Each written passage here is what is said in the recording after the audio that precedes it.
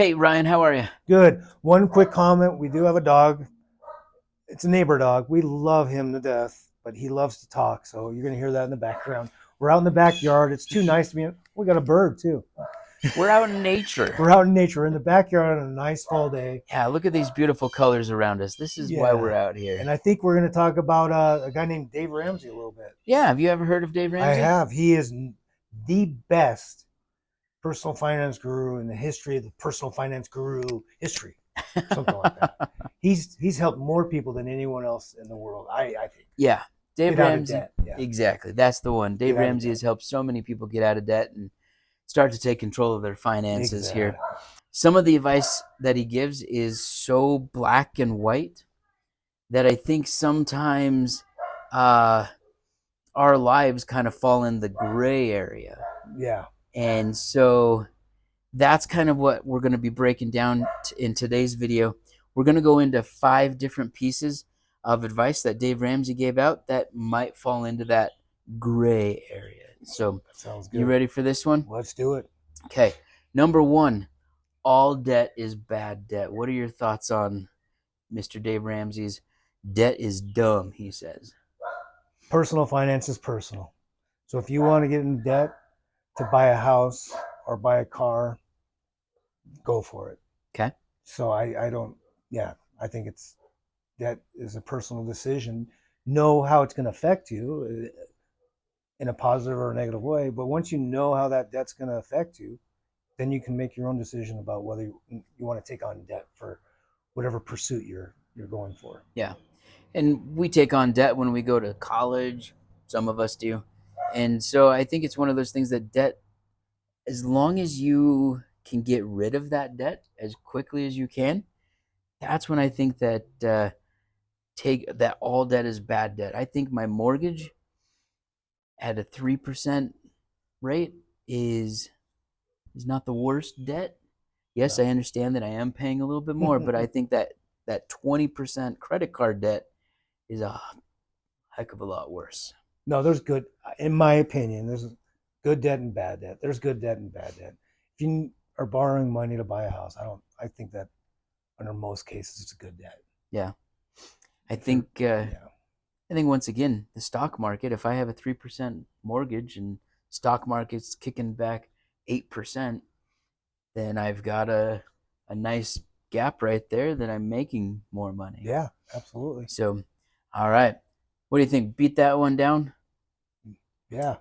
Number 2 is because we're just talking about houses here. Yeah. Number 2 is always pay off the mortgage early.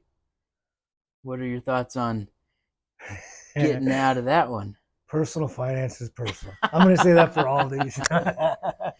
Personal finance is personal. This is true. There's an emotional side to paying off a debt, a mortgage, early that on paper isn't a wise decision. Mm-hmm. But we're emotional people. We're emotional creatures. So if you're going to feel good at getting rid of that debt, even though you might be able to make more money in the stock market, then do it.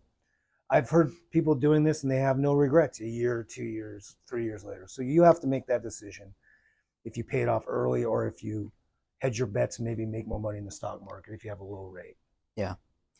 I think this one, like you said, it kind of takes some of that liquidity out of our hands and just kind of stashes it in the home. Right. Here in Colorado, houses are like 600 grand.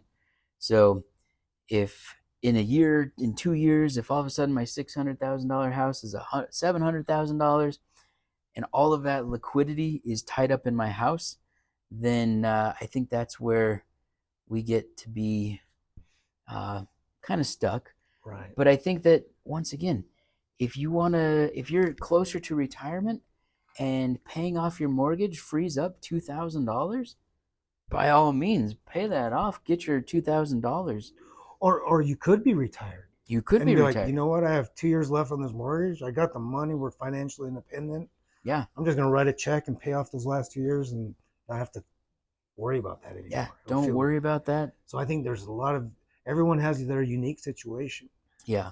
Just know what's best for you, whether it's based on emotions or like being practical and trying to make more money or accumulate more. Right. Number 3, this one I think Dave might be a little bit optimistic.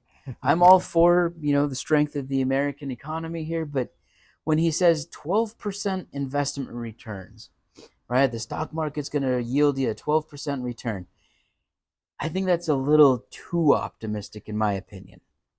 I agree. I would say, what are you investing in? And then know the history of the stock market. Once you Yeah. do that, then you can say, this is what it's returned the last 50 years, maybe.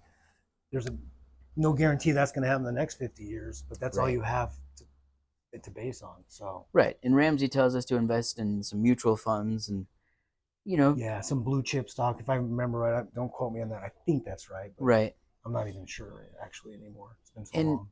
and I know that if we look at like this year, this is October 2025.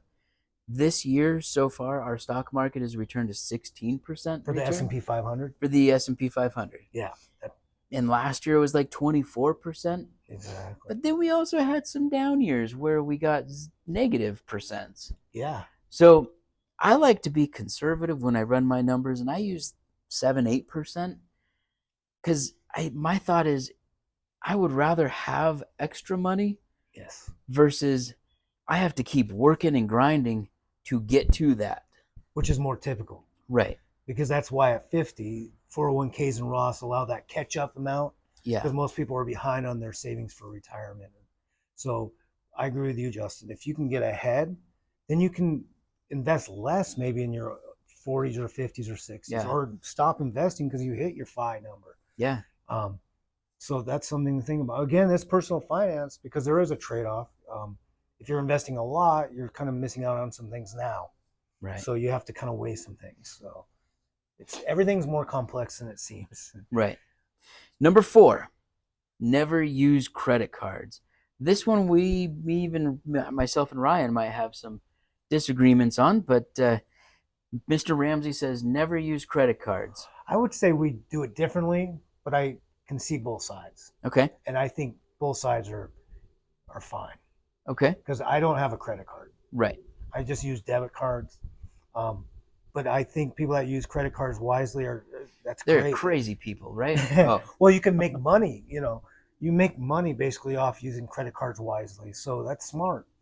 The reason I just try to live a simpler life with things like this. So I know I'm missing out on money actually, and free miles for flying or whatever it might be. But I'm fine with that trade-off. Right. And I think as long as my big part though is I think you need to know your money. Yeah. My wife and I, we do use credit cards. Mm-hmm. We understand and we know our budget. We know that on average we spend this much money. And when the credit card bill comes in, we're like, oh, we spent an extra $500. Why did we do that? Oh yeah, we had to pay car insurance, right? We understand where our money's going a little bit more, but we also know what we spend.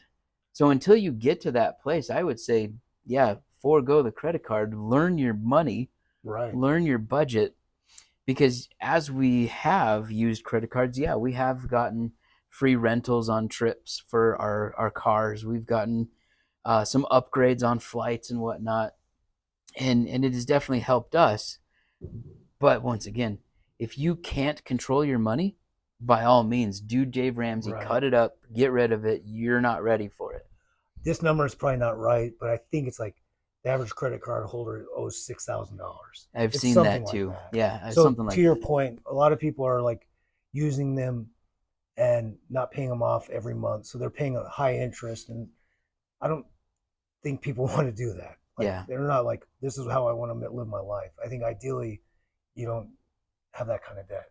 Right. And credit card debt is like the worst type of debt because it's like 29, 21% interest rates, and that's ridiculous. Yeah. And this is why my wife and I, we make sure that we are 100% paid off. There is a balance of zero when we pay our credit card. It's not like we're just the companies don't like you, Justin. No, they don't. They're like, why can't you just jack that thing up? Yeah, that's right. Keep it on there. Pay us some interest. Keep money on there. Yeah. So that's the thing, that credit card needs to go to zero. It cannot every month. It cannot have any money rolling over. You can't have a balance left on it. It's zero. So anyway, last one, number 5. Number 5. According to Dave Ramsey, all one size fits all. It's either his way or no way, black and white, right? Uh, Personal finance That's is right. personal. That's right. That's right. Do whatever you want. Do whatever you want with your money. Just you have to live with your decisions, though, right? We all have to live with our money decisions. So, Yeah. Well, at the same time, I'm a teacher. You're a former teacher. Our incomes were a little bit different than the medical, than the tech industry, right. right? We weren't making high six-figure incomes. No. And so our lifestyles are a little bit different as well. And so once again, yes, there's 100% true things that Dave Ramsey says in his 7 baby steps. Get out of debt. I don't care if you're making millions of dollars, and if you have millions of dollars of debt, get out of debt. Yeah. But I think that there are some things that what works for you might not be what's best for me. Exactly. Which falls into that gray area once again. Yeah.